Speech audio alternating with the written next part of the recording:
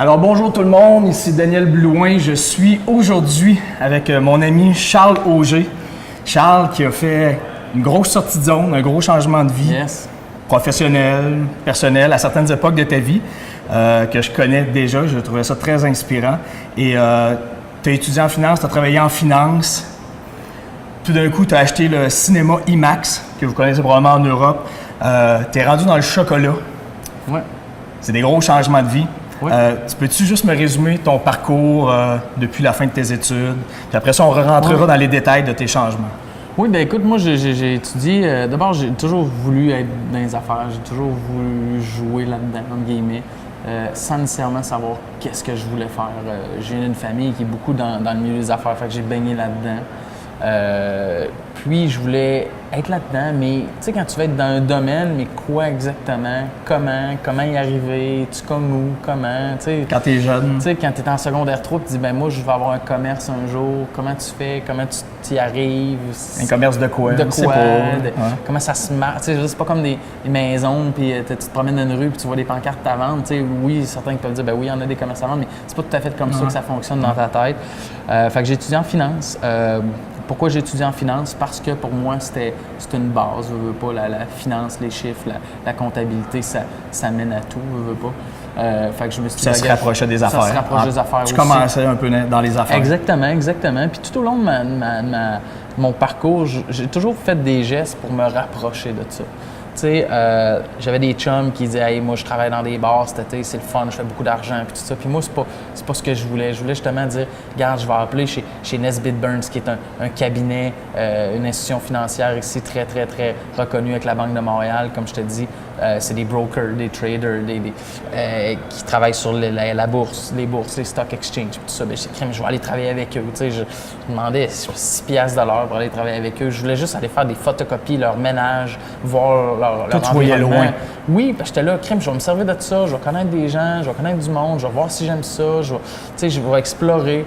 L'autre été d'après, même chose, je cognais une autre porte à un de mes cousins qui avait des pharmacies. Puis j'ai dit, c'est quoi, moi, je vais aller travailler en comptabilité chez vous. J'ai pas encore d'études en comptabilité, mais c'est pas grave, je vais l'apprendre. Il y a certainement des gens aussi intelligents que moi ou moins intelligents qui t'aident là-dedans, puis paye-moi comme tu veux, puis je vais aller voir comment ça marche, ton département de comptabilité. Lui, il y avait plusieurs pharmacies, une dizaine de pharmacies. Fait que j'allais dans son département de comptabilité, puis il me payait vraiment pas cher. Puis je regardais, puis j'essayais de pas trop être un poids pour les comptables qui étaient là. Puis je regardais, puis à quelque part, c'est comme ça que j'en suis à venir à vouloir justement tomber là-dedans. C'est drôle parce que tu dis, tu voulais être dans les affaires, mais être dans les affaires, c'était pas nécessairement pour faire de l'argent, parce que tu dis, tes chums, ils pouvaient gagner 800$ à travailler dans les bars, puis toi, tu étais payé 6$ de l'heure, puis ça te dérangeait pas. C'était pas juste de faire de l'argent à court terme. C'était pas ça ton but. Brasser des affaires, c'était pas juste pour faire de l'argent. Non, pas du tout. C'était de créer quelque chose, de développer quelque chose. Puis, le meilleur exemple là-dedans, c'est que moi, ma mère, elle a un cabinet de notaire qui marche extrêmement bien coté, reconnu dans la ville, dans la région, dans la province de Québec. Pour moi, ça aurait été facile de prendre sa place, de prendre son bureau. Probablement même c'est quelque chose que ma mère aurait rêvé. Ça, c'est être dans les affaires? Ben oui, c'est sûr, parce qu'elle, c'est une femme d'affaires très reconnue. Oui, elle est notaire, c'est une profession, mais aussi, elle a son bureau, elle a des employés. Tu veux pas pour elle, c'est vraiment une femme d'affaires, même très reconnue dans la ville de Lévis, ma mère. Puis pour moi, ça aurait été très facile. Puis même, je te dirais, au niveau financier, c'est ce que j'avais voulu, ça aurait été probablement beaucoup plus facile. Mais c'était pas un domaine d'affaires qui t'intéressait? Pas du tout. C'est pas quelque chose que je chantais, puis puis qui m'intéressait, exactement ça. Fait que pour moi, c'est la motivation. Tu sais, qui n'aime pas l'argent, on se fera pas croire que... Tout le monde veut de l'argent. Quelqu'un qui aime mieux se promener en Civic qu'en Mercedes, là, tu sais, veut pas... Quelqu'un qui peut être indifférent, mais il n'y a pas personne qui peut dire non, j'aime vraiment mieux un Civic. C'est pas ça le point. Ouais, je comprends. Exact. Mais c'est pas ça la motivation. Puis à partir du moment où c'est ça la motivation, c'est ça le gros problème. Puis c'est là où ça marche pas. Quand c'est l'argent en partant. C'est sûr. Faut jamais rien faire pour ça. C'est sûr. OK. Fait que toi, tu as commencé, tu es étudiant en finance à Montréal. Tu es un gars de Québec, de la Rive-Sud de Québec. Je voulais le faire en anglais. Fait que tu voulais le faire en anglais? Je voulais le faire en anglais parce que j'avais été à Hawaii avant, quand j'étais jeune. À 18 ans, j'étais parti là-bas. Tout seul aussi. Ça a été très difficile, honnêtement. Ça a été vraiment, vraiment difficile. Partir tout seul, j'avais plusieurs chums. T'avais quel âge? J'avais 18. OK. Plusieurs gangs qui sont partis ensemble à Whistler, assis à ça. Ou, Spring Break. Tout seul à Whistler, mais ils se retrouvent avec 22 000 Québécois. Puis je dénigre pas ça du tout. C'est super bon à faire, mais moi, je voulais vraiment partir tout seul. J'ai trouvé ça vraiment difficile. Je me suis retrouvé dans une bonne famille. Mais c'est difficile. Mais j'ai perdu tous mes repères, j'ai perdu toutes mes Puis à l'époque, là, il n'y avait pas de Facebook, il n'y avait pas d'email, il n'y avait pas de connexion comme là, que tu peux être en Chine, puis tu es comme si tu étais ici. C'est encore plus dur dans le temps. C'est beaucoup plus dur dans le temps. C'est vrai. Puis je veux pas, j'ai appris mon anglais là, parce qu'encore une fois, pour moi, c'est important. On se le faisait dire, t'as pas le choix de parler anglais, ça va être en affaires, les années 2000 arrivent, puis tout ça. Admettons que c'était la première grosse sortie de zone, celle-là. Oui, totalement, parce que j'ai trouvé ça vraiment difficile. Je faisais pas pitié, écoute, j'étais à Hawaï. J'étais à l'école à Hawaï, tout le monde, tu fais pas pitié, c'est le fun. Moi, mais c'était dur. C'était vraiment dur, sérieusement. Puis c'est sûr qu'après 2-3 mois, je suis venu à l'aise, puis c'était le fun, là, mais tu sais. Tu es retombé dans une zone de confort. Oui, exactement peu, ça. Puis il faut tomber dans des zones de confort dans la vie. Tu sais, tout le temps sorti de zone, c'est quelque chose qui. Non, tu peux pas toujours. Non, exactement ça. Fait qu'après, j'ai été à Montréal pour faire mon bac en finance en anglais, que je voulais faire en anglais. OK. Encore là, où ça allait me mener, aucune idée. Okay. Aucune idée. Je savais que ça allait me mener à quelque part, probablement, mais je savais pas où, comment. Tu avais encore en tête d'être en affaires? J'avais encore en tête d'être en affaires. Tu as commencé à travailler en finance? Oui, j'ai commencé à travailler en finance. Tu es revenu à Québec? Je suis revenu à Québec, j'ai travaillé chez Desjardins. Desjardins, c'est une très grosse, pour ceux qui sont en Europe, c'est une très grosse institution financière au Québec. Exactement. J'ai commencé à travailler là. Comme, super bien tu faisais quoi exactement là? J'étais au credit scoring. Credit scoring, c'est un peu des gens en finance qui analysent des portefeuilles de crédit des institutions financières reliées à la maison mère puis tout ça. C'était super intéressant, mais pour moi, ça me branchait pas. Il me manquait quelque chose. Je prenais un peu d'expérience. C'était en finance. C'est sûr, je voyais beaucoup de bilans d'entreprise. Je voyais beaucoup de ça. Des contacts, veux pas. Mais encore une fois, c'est pas quelque chose. Je me voyais pas faire ça longtemps. Tu l'as découvert assez rapidement, ça? Que tu ferais pas sur le reste de ta vie? J'ai découvert rapidement. Ouais. Je le savais direct en partant. Je le savais direct en partant, mais tu sais, je savais pas, il me manquait des mécanismes. Puis j'ai eu des bons mécanismes dans ma vie parce qu'encore là, j'ai été élevé par des parents qui m'ont toujours dit « fais ce que tu veux ». Fais ce que tu veux. Puis ce qui est important, c'est d'être heureux. Tu vas être plombier, sois plombier, mais sois heureux. Parce que si tu es heureux comme plombier, tu vas être un maudit bon plombier. Puis tu vas faire de l'argent. Puis tu vas faire de l'argent, exactement ça comme plombier. Puis sais-tu quoi? Au bout de la ligne, c'est d'être heureux dans ce que tu fais. Puis j'ai des bons modèles là-dedans parce que j'ai des parents qui, peu importe ce qu'ils font dans la vie, sont extrêmement heureux dans ce qu'ils font dans leur travail. Puis se lever le matin, ça n'a été jamais une corvée. J'ai jamais senti ça de mes parents, je veux pas. Puis est venu le jour, justement, où j'ai dit « Crime, qu'est-ce que je fais? Comment je fais? » Puis je te dirais que Est-ce que t'étais-tu découragé d'avoir étudié là-dedans, commencé à travailler là-dedans, puis t'aimais pas ça? Pas du tout. Non? Okay. Je te dirais qu'une des premières affaires que j'ai réalisées, puis qu'il faut vraiment retenir, je te dirais, c'est la première des choses, c'est de s'assumer. OK? Beaucoup de gens rêvent de quelque chose, mais sont les seuls à le savoir qui rêvent à ça. Beaucoup de gens rêvent de se partir en affaires, mais personne ne le sait autour. Tu sais, Dan, si t'es célibataire, toi, demain matin, puis personne ne le sait, tu cherches une blonde, puis ni ton entourage, ni tes amis, ni tes frères, puis tout ça, personne ne va t'appeler pour te dire « Hey, j'ai une fille à te présenter, la cousine de mon ami, puis ci, puis tout ça. » C'est la même affaire en affaires. Donc, toi, tu as annoncé à ton entourage que un peu. tu voulais faire changement, tu voulais plus faire ça dans la vie, comme travail. Exactement. Je cherche quelque chose, je cherche un projet. J'osais de ça à ma mère, mes parents, parle-en à ton comptable, parle-en à ci, parle-en à ça. Tu lançais des lignes. Lance des lignes un peu, puis pas avoir peur de vouloir changer. Tu sais ce que je veux dire? Connais-tu beaucoup de gens, des fois, qui se disent « Hey, moi, je suis comptable, mais c'est quoi, je veux changer. » Souvent, les gens, ils gardent ça pour eux. Ils en sont gênés. Parce que souvent, c'est comme un échec. C'est souvent perçu comme pas avoir été assez persévérant. Peut-être. Ça peut être ça. Moi, je l'ai vécu moi-même. Là, tu te poses la question. Ben oui. Je devrais-tu forcer plus? Ouais. C'est-tu juste une mauvaise passe? Il faut que je continue là-dedans parce que j'ai étudié là-dedans. Je suis bon là-dedans. Ouais. Puis la voie normale, ça serait de continuer là-dedans.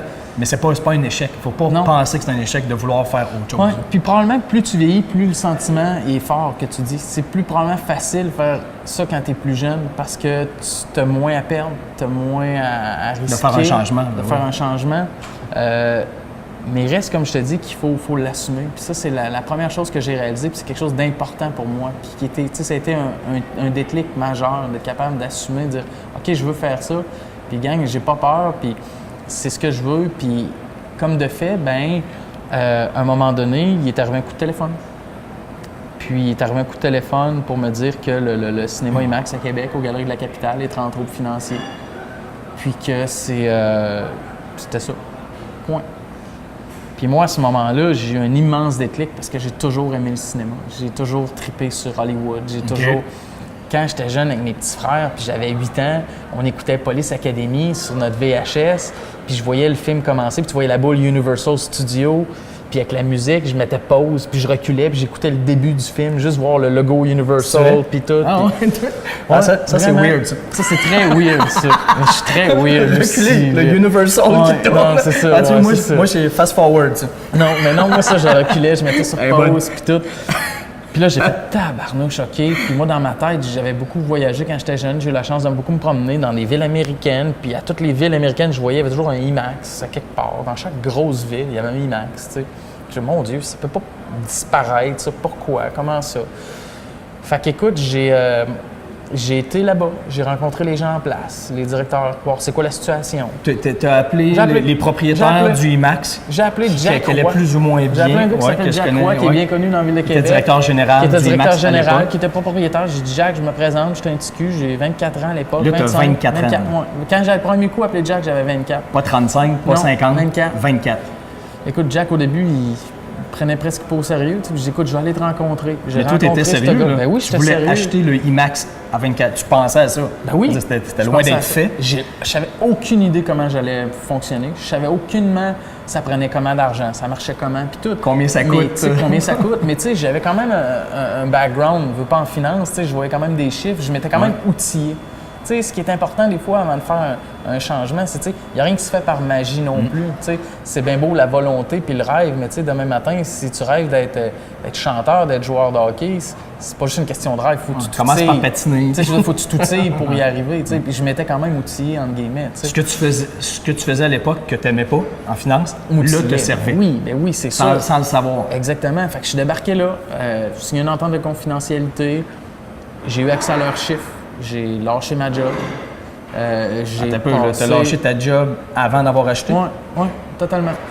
Pour aller voir le projet, pour aller voir pour me concentrer là-dessus, pour me focusser là-dessus. Tu misais all-in là-dessus, sur le IMAX que tu essayais d'acheter, oui, tout à fait. mais que tu n'avais aucune idée que tu achèterais. Aucune idée, exactement. Tu lâchais ta job. Oui. Tu voulais pas faire ça en même temps? Non, parce que... Pour te backer puis avoir un salaire? À cet âge-là, backer, tu sais, encore là, tu as moins à perdre. Tu sais, pas à cet âge-là, je restais chez ma mère. Je viens d'une bonne famille, je m'en cache pas, je suis sorti de l'école, pas de dette.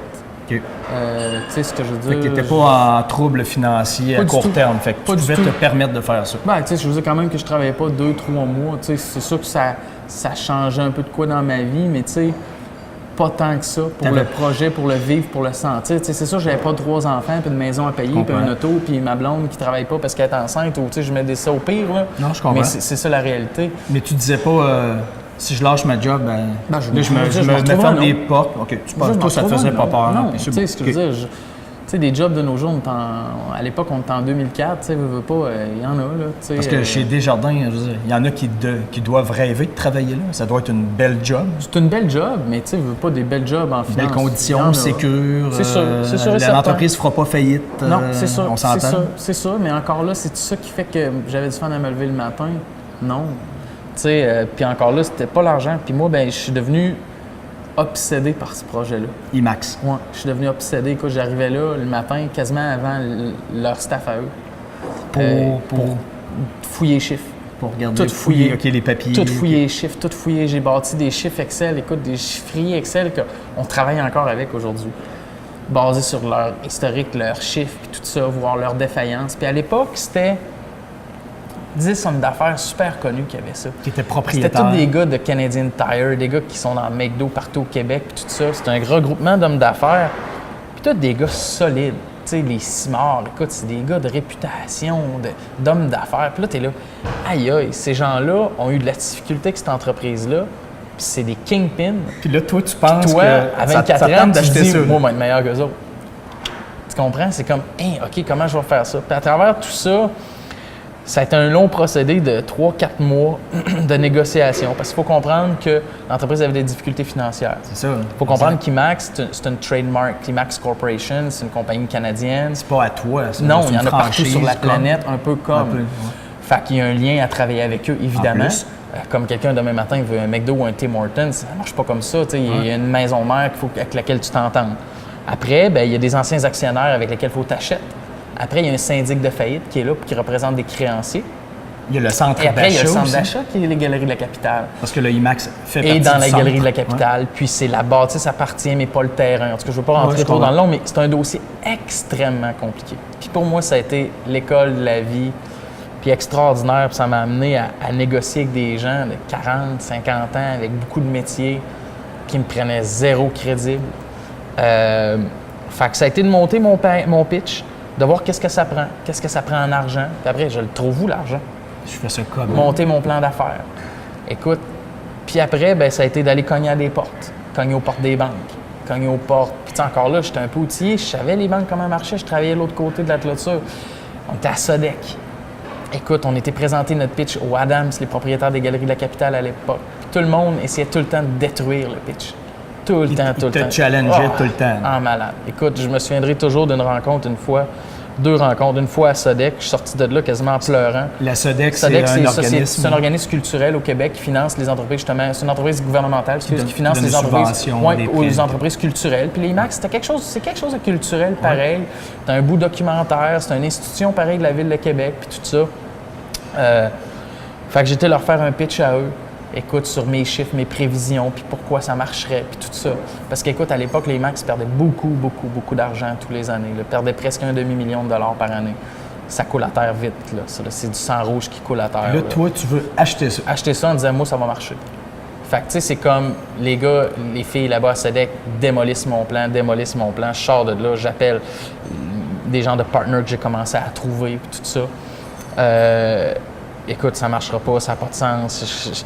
Puis écoute, un jour après, j'ai le téléphone, puis wow, ils ont adoré le pitch. Même chose, à un moment donné, je me retrouve devant les Adams. Les Adams, c'est les propriétaires des Galeries de la Capitale. Marcel Adams, Sylvain Adams, c'est probablement dans les 10 plus riches au Canada. Ouais. C'est des gens extrêmement riches, extrêmement puissants. Je me fais appeler à Montréal, je me fais dire, écoute, tu as 20 minutes pour nous faire ton pitch, puis c'est nous autres qui décident.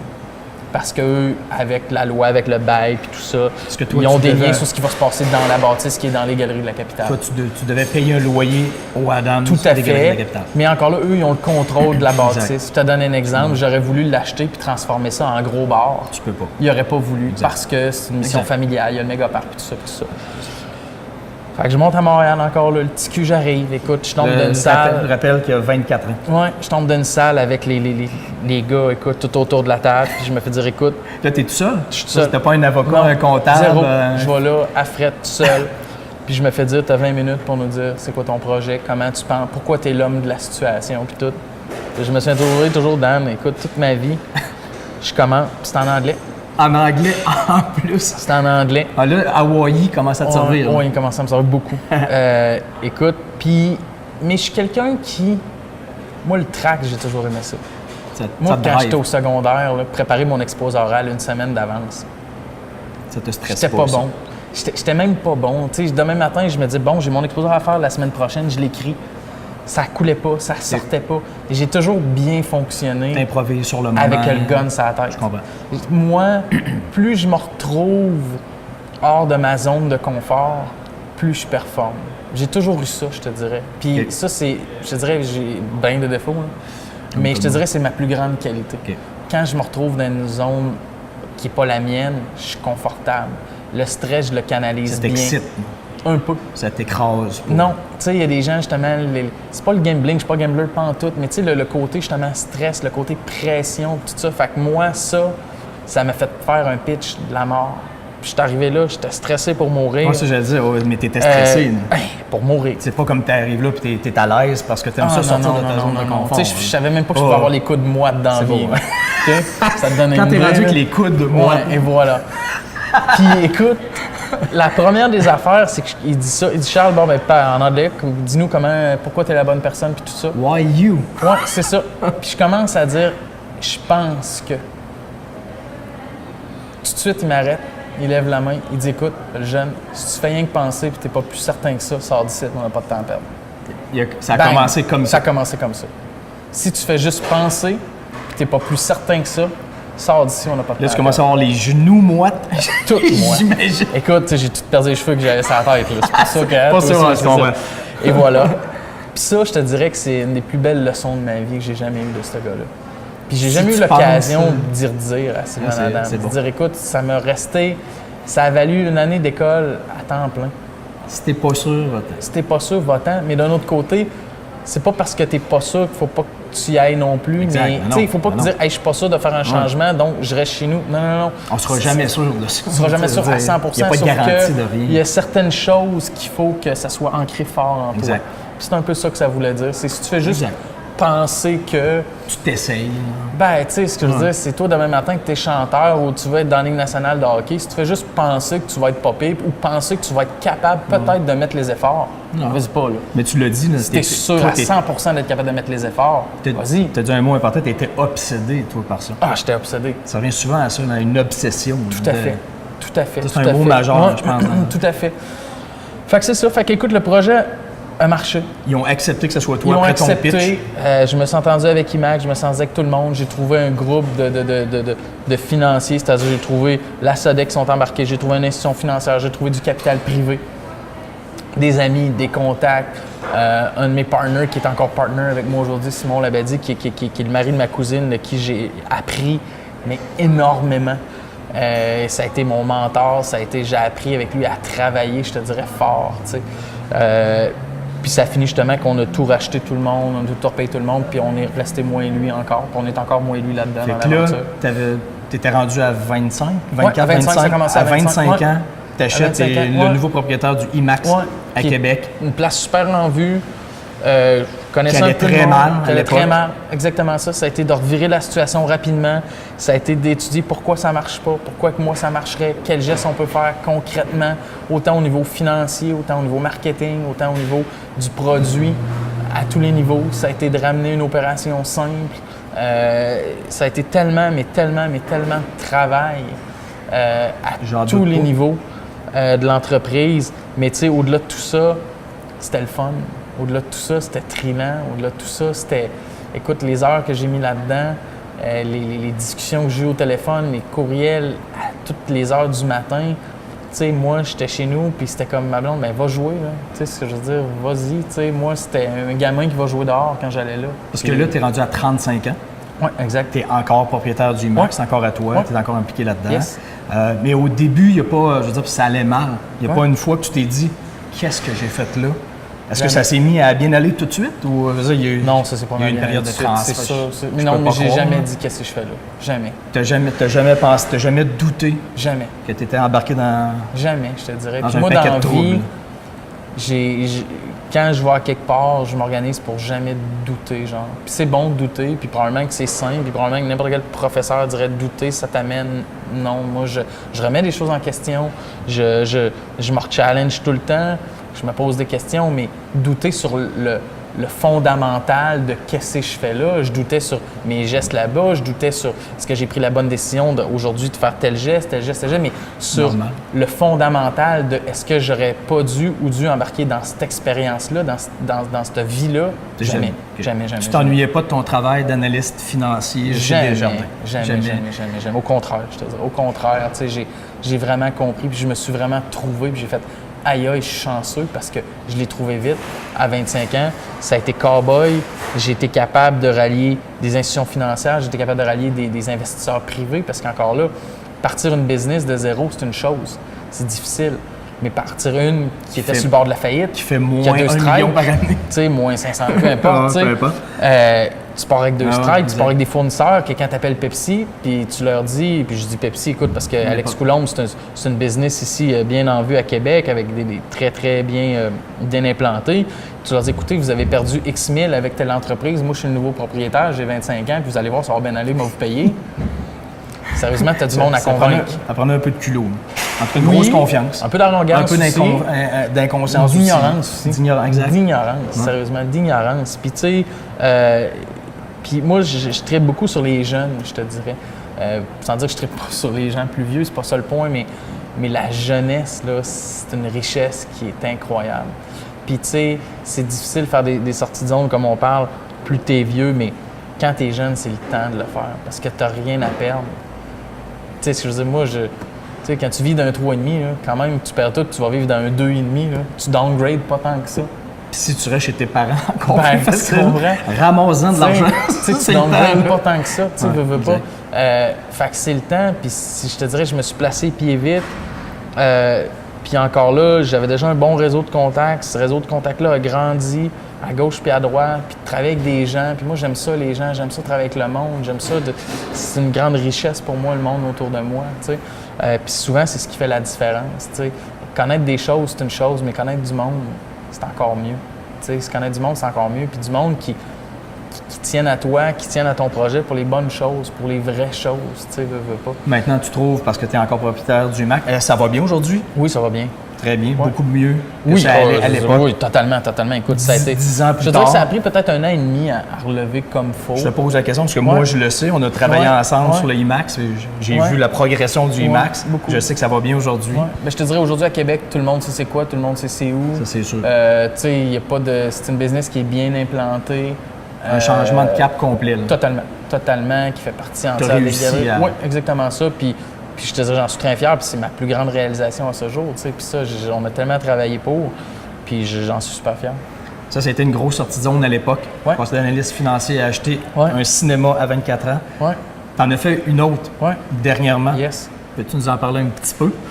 Oui, écoute. Une des raisons pour lesquelles on est ici aujourd'hui. Exactement ça. On est chez Chocolat Favori, ici à Saint-Nicolas. Chocolat Favori, pour ceux qui écoutent peut-être en Europe, c'est comme le nouveau Laura Socor, ou si on compare en Europe, je sais pas. On pourrait comparer ça à quoi? C'est une chocolaterie qui est magique, qui d'abord existe depuis 35 ans. Qui est très connue dans la région de Québec. Qui est très connue dans la région de Québec, même au qui est une Québec, institution à Lévis, qui a commencé à Lévis. Je viens de Lévis en plus. C'est vraiment drôle, cette histoire-là. Ça a 35 ans, j'ai 35 ans. À Lévis, là, il n'y a pas personne qui connaît Chocolat Favori. C'est impossible. Qui ne connaît pas, Chocolat Favori. C'est impossible. Exact. Même dans la région de Québec. Maintenant, oui, dans la région de Québec. Même mais, au Québec, exactement. Fait que je te dirais que c'est... Qu'est-ce qui s'est passé? C'est une connaissance à moi, Dominic Brown, un gars pour qui j'ai un énorme respect. C'est un gars que je connaissais un peu, que j'ai approché à un moment donné pour aller luncher avec. Encore là, moi, je suis du genre de gars qui... J'ai jamais été gêné d'appeler quelqu'un que je connais pas. J'ai jamais été gêné de dire, regarde, je te demande une demi-heure, 15 minutes, un dîner, n'importe quoi, lancer des lignes. Parce qu'encore une fois, trop souvent, quand tu ne lances pas ces lignes-là, tu sais jamais qu'est-ce qui peut arriver. Tu sais jamais quelle personne tu rencontres, qu'est-ce que ça peut donner. Puis moi, ce jour-là, je savais Dominic, qu'est-ce qu'il faisait. Dominic était président fondateur de Beenox. Beenox, qui est une énorme compagnie de jeux vidéo dans la région de Québec. Qui se compare à quelle autre européenne? Ubisoft. Ouais. Exactement ça. Beenox a été acheté par Activision. Dominic a parti Beenox de 0 dans son sous-sol, à l'âge de même pas 20 ans, je sais pas. Il l'a vendu à Activision en 2000 quelque chose. Encore là, je ne veux pas rentrer dans les détails, je ne connais pas précisément. Puis il est resté directeur général, président de cette division-là d'Activision, qui est Beenox à Québec, 500 employés dans le jeu vidéo et tout ça. Puis ben, veut pas Dominic, c'est une figure connue, c'est un gars que je vais croiser à quelques reprises, mais sans nécessairement. Puis à un moment donné, je dis, hey, je vais l'appeler. Je vais aller luncher avec. Je l'appelle. Juste comme ça. Ouais, je me présente. Feeling. Savais-tu j'étais qui? Peut-être de nom, mais pas tant que ça. Okay. Je dis, écoute, je vais aller dîner avec toi. T'es dîné ensemble. Il me parle de Beenox, il me parle de Chocolat Favori, qui vient d'acheter du Chocolat Favori à l'époque, qui avait 3 chocolateries. Okay. Il me parle un peu qu'il voulait peut-être se retirer de Beenox, qu'il a vendu, puis que là, ben, c'était plus... Il avait besoin de créer quelque chose de plus. Puis moi, ça, créer, ça m'allume beaucoup. Partir des affaires. Oui, ça m'allume beaucoup. Développer, partir, puis tout ça. Fait que ça reste long, on jase, écoute, puis on se rend compte que finalement, le dîner, on aurait probablement aimé ça qui dure 4 heures, parce que, tu sais, on a jasé de rien, probablement de ce qu'on voulait jaser, parce qu'on partait sur des chiffres. Il n'y avait pas de but précis. Zéro but précis. Toi, c'est un feeling comme ça. Tu voulais le rencontrer, c'est tout. Le feeling. Tu sais, puis je te dirais que moi, dans la vie, Dan, c'est drôle parce que je suis l'être le plus logique, l'être le plus mathématique du monde. Pour avoir travaillé en finance. Puis je te dirais que ce qui guide souvent mes actes, mes décisions, c'est le feeling. L'intuition, le pif. Ouais, exactement ça. Feeling, c'est exactement. Puis, fait que pourquoi je l'ai appelé? Qu'une idée. Rien de calculé, qu'une idée. Je l'appelle. Go. Fait que là, ça a donné quoi? Fait que là, ça a donné un dîner qui était extraordinaire. Puis après, comment ça s'est refait? On s'est recroisés ailleurs.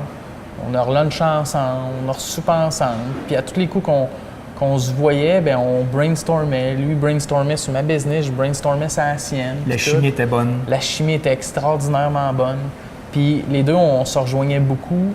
Dans lui chez Beenox, moi chez IMAX. Puis c'est le côté créativité, c'est le côté développé. IMAX, c'est superbe, c'est une belle business, mais même si Avatar 2 sort un vendredi 8 décembre, ben il y a 400 places à 7 heures le 8 décembre, le vendredi. C'est le maximum. C'est le maximum. Tu peux pas faire plus. Je peux pas grandir, je peux pas... Tu veux pas ouvrir un autre IMAX? Ben, ça serait difficile parce que la conjoncture fait en sorte qu'avec les coûts de construction des écrans gros comme ça, est-ce que ça serait viable et tout ça? Puis au même titre que le lundi midi, même si tu as le meilleur film de l'année, le plus grand canon qui ait jamais existé, le lundi à 11h du matin, il n'y aura jamais un chat. De toute façon. De toute façon. Fait même si t'es excellent puis que tu même développes. Même si t'es excellent puis que tu développes, tu mets tout l'argent en publicité nécessaire. Fait qu'à La quelque part, limite est là. Il y a une limite. Fait qu'à quelque part, moi, IMAX, c'est une belle business. J'adorais mon train de vie quotidien, j'adorais mon travail, j'adorais les gens avec qui je travaillais, mais je me sentais un peu. Pas j'ai fait le tour, mais. T'es allé au maximum. C'est quoi la prochaine étape? Exact. Au niveau créativité, au niveau gestion, au niveau développé puis tout ça.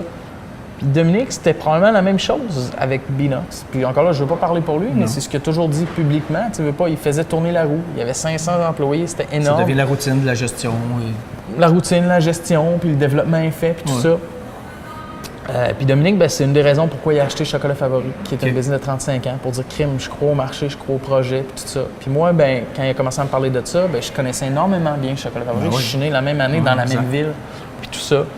Puis j'ai commencé à brainstormer avec lui là-dedans. Puis écoute, j'ai pas caché mon intérêt. J'ai jamais dit clairement, je me cherche un autre business, je vais être associé avec toi là-dedans. Mais tu sais, il savait très bien que mon côté créatif devait faire quelque chose d'autre. Encore là, je m'assumais, ça transparaissait.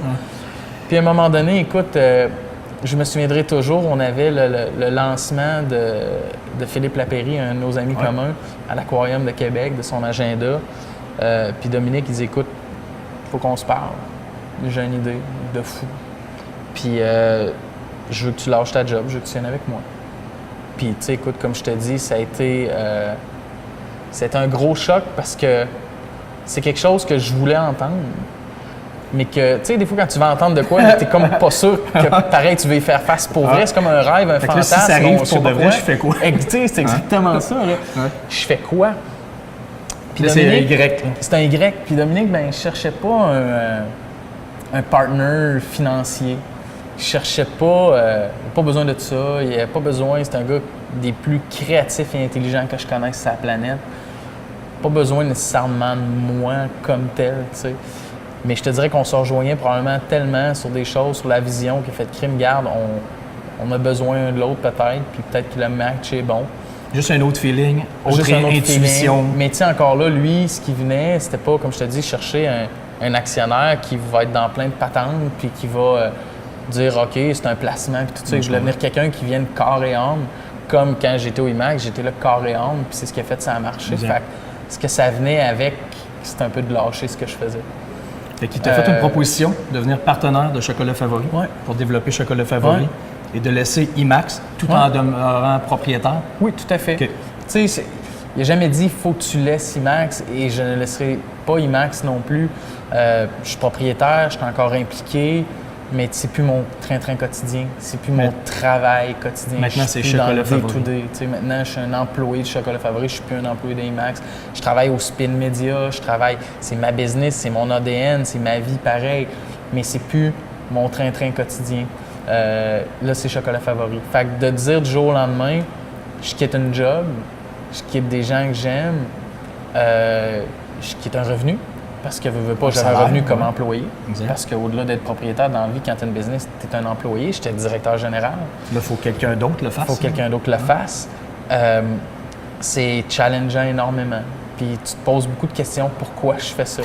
Exact. J'étais bien. J'ai-tu vraiment besoin? J'ai-tu vraiment besoin? Je manquais pas de travail, je manquais pas d'idées, je manquais pas de projet, même s'il y avait un bout de moi qui était nauséeux, je manquais pas d'argent non plus.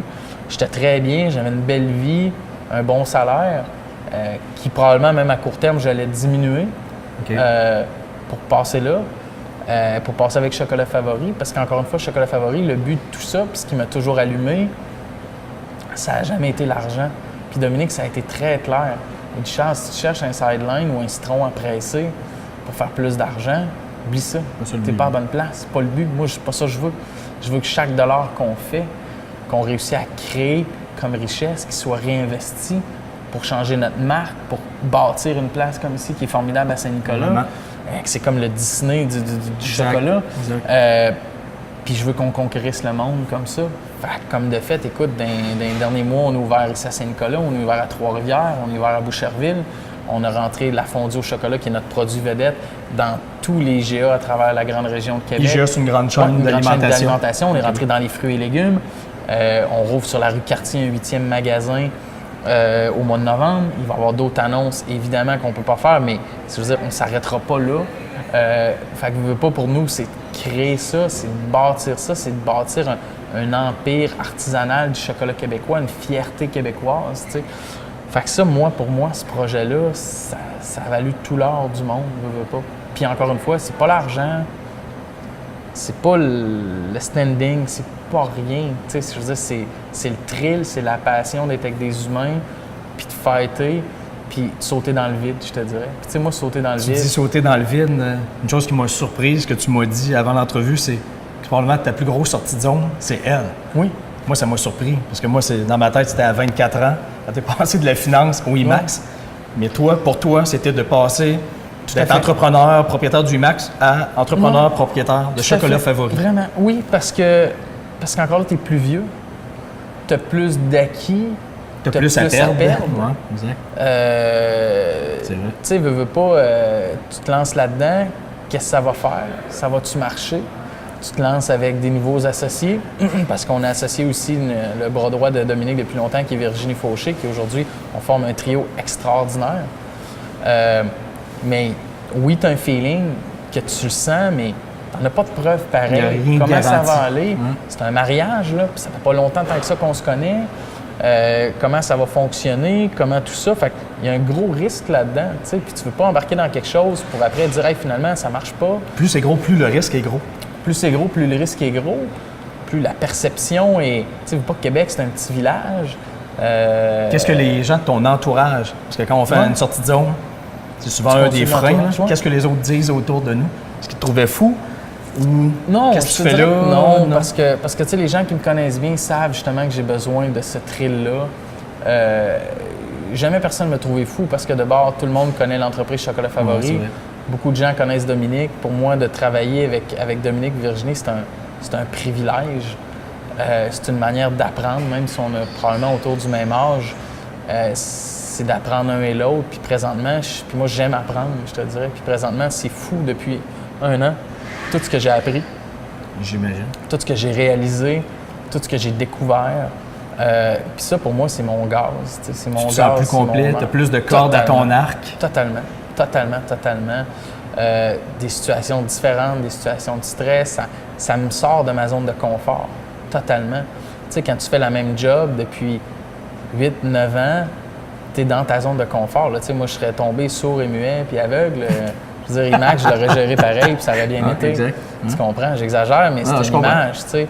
J'étais dans ma chaise, bien ancré, puis dans ma zone de confort. Puis oui, il y a des challenges à tous les années, surtout au IMAX, parce que tu ne contrôles jamais ce que tu vends. C'est les films, c'est Hollywood, puis tout ça. Fait que ça, c'est des vrais challenges. Mais dans le day-to-day, dans le gars qui se réveille le matin, il y en a moins. C'était comme ça. C'est normal. Alors que là, l'inconnu, sauter dans le vide. Mais tu sais, moi, comme je te dis, j'ai une grosse obsession pour ça.